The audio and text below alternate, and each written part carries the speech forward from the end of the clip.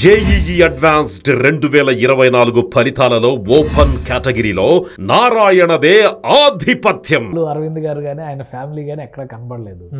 So ఈ ప్రమాణ స్వీకారాల్లో కనిపించే అవకాశాలు ఏమైనా ఉంటాయా?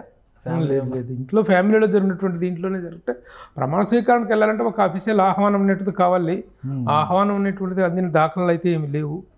కాబట్టి వాళ్ళు ఏమి వెళ్ళేటువంటి అవకాశం లేదు నిజంగా. ఎందుకంటే చిరంజీవి గారికి సంబంధించినటువంటి 35 సంవత్సరాలు 40 సంవత్సరాలు 45 సంవత్సరాలు అయిన ప్రస్థానంలో అల్లు ఫ్యామిలీ లేనటువంటి సందర్భము, వాళ్ళ ఇది లేనటువంటిది లేదు. ఆల్మోస్ట్ చాలా తక్కువ నిన్న మొన్నటి దాకా కూడా అల్లు అరవింద్ గారు లేకుండా జరిగినటువంటి చిరంజీవి గారి మీ సెలబ్రేషన్స్ కానీ, చిరంజీవి గారి ఈవెంట్స్ కానీ, చిరంజీవి గారి తాలూకు కుటుంబ వ్యవహారాలు కానీ ఏవి కూడా లేవు.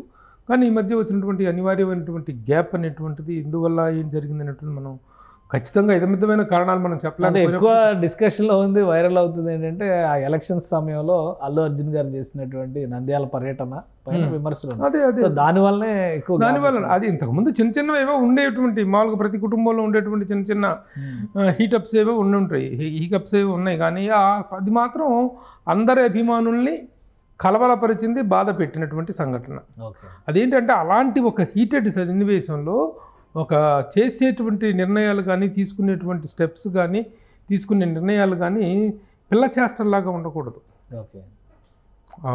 ఆచితూచి అడుగేయాల్సినటువంటి సందర్భంలో అంత దుందుడుగా వెళ్ళిపోయి అక్కడ కనిపిస్తాం అనేటువంటిది అందరికీ బాధ కలిగించినటువంటి విషయం. దాని నష్ట నివారణ కోసం అల్లు అరవింద్ గారు తీవ్రంగా ప్రయత్నించారు. కానీ ఫ్యాన్స్ తీసుకున్నటువంటి విధానం చాలా స్ట్రాంగ్గా ఉంది. ఆ విషయాన్ని అభిమానులు అందరూ హర్ట్ అయినటువంటి సందర్భం మళ్ళీ అది.